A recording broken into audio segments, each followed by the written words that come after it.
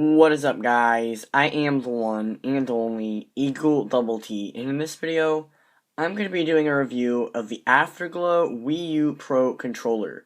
So without further ado, let's begin. Now, when it comes to comfort, this controller is subjective.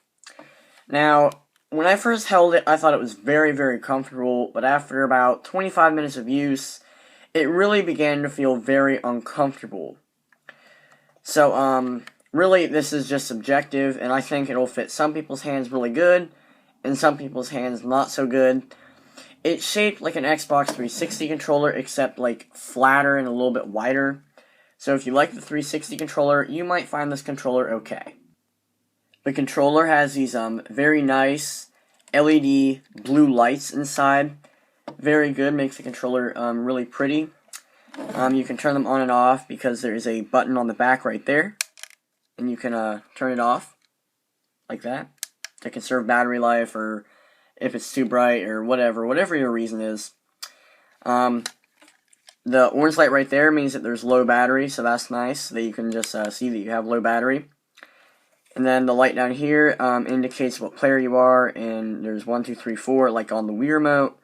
And I'm the first player, so the first LED light shows up.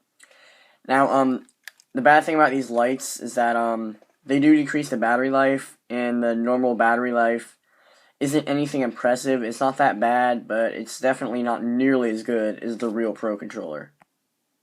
Now, the build quality and buttons of this controller is okay. It squeaks a lot, but overall, it does feel very solid. The triggers on the back are very similar to Xbox One controller triggers, except they barely move, and they're really not that nice. And then it does have these actually quite nice bumpers right here. Once again, very similar to an Xbox One's. The joysticks, I really don't like. They have a very large radius, and it's too big, and they're not that grippy. The D-pad for an off-brand controller is okay. It's pretty good, actually, but definitely nowhere near the quality of the real Wii U Pro controller's D-pad. The buttons are about the same as the Wii U Pro controller's D-pad, the real one, just perfectly fine. And the start, select, home buttons, and power button, they work fine. On the back, you also have a sync button along with the light on and off switch, so you can easily sync it to your console. It does take batteries. Battery life isn't that good. I would have really liked to see it be rechargeable. It also doesn't have rumble. And the thing is, there's like slots in there for where a rumble motor would go, but it doesn't have rumble. So that's very disappointing because the real Wii U Pro controller does have rumble in it.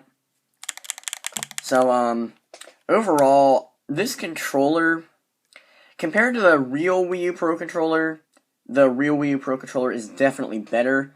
This is a good budget controller. However, I can't exactly recommend it. But if you have the choice to get a Wii U Pro controller or this controller, definitely go with the Wii U Pro controller. The Wii U Pro controller is $50. This one is $20 to $30.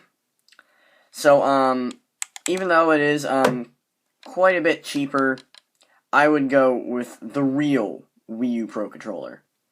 If you enjoyed this video, please leave a like, subscribe, and turn on notifications so that way you know whenever I post a new video, and comment what you think of this controller. Do you think it's good, or do you think it's bad? I am the one and only Eagle Double T, signing off. Goodbye.